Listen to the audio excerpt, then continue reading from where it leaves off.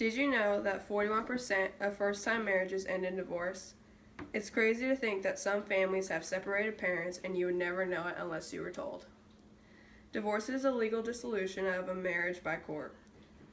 As a parent or child, you deserve to know how divorce can affect them or you. Divorce occurs in some of the greatest families, but sadly, it can lead to a lot of problems for children during, after, and years after the divorce has occurred. According to Robert E. Emery, writer of How Divorce Affects Children, it states that how you parent and work with your children's other parent basically is going to determine whether your children are resilient or end up as a statistic. Based on my own personal experience, children can usually feel like the divorce is their fault because they don't understand what is going on. Since they are worrying about the causes of divorce and wondering why mom and dad are fighting, the kids oftentimes become stressed. Emery also states that divorce can strain parent-child relationships, lead to lost contact with one parent, create economic hardships, and increase conflicts between parents. To reduce these problems, it is suggested that families go to counseling together, the children are not present when disputes or fights happen, and the children are not pushed to feel a certain way about either parent. After a divorce is finalized, children can rebel against either parent or have behavioral problems with siblings or at school. Since housing situations have usually changed, the children have to become comfortable in a new environment. To help children adapt to their new surroundings, parents should try to spend as much time with their kids as possible to ensure they feel safe and are comfortable. Another after effect of divorce is children becoming sad and depressed.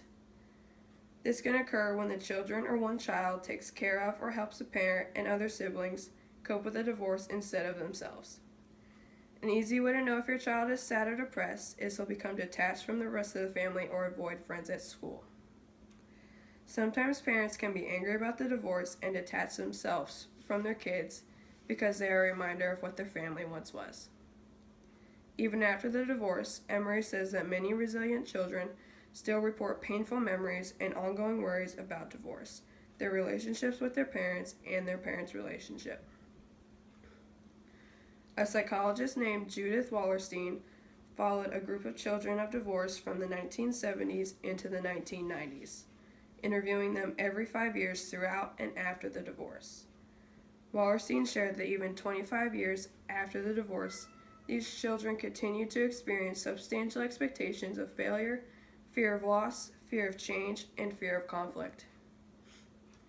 Which is true, because kids always have the fear that they don't reach the expectations of their parents or that they could have done something else to save the family from divorce.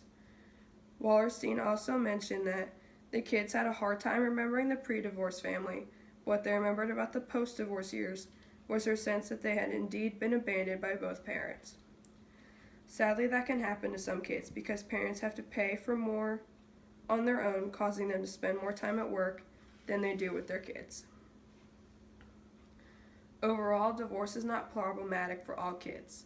Some kids are able to understand that the divorce was needed for both parents to be happy so no problems occur.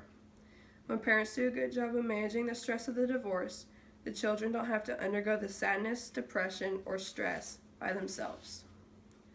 To aid in the success of kids being just as happy as kids with married parents is them getting to spend time with both of their parents. These guidelines of visitation should be discussed and finalized in court.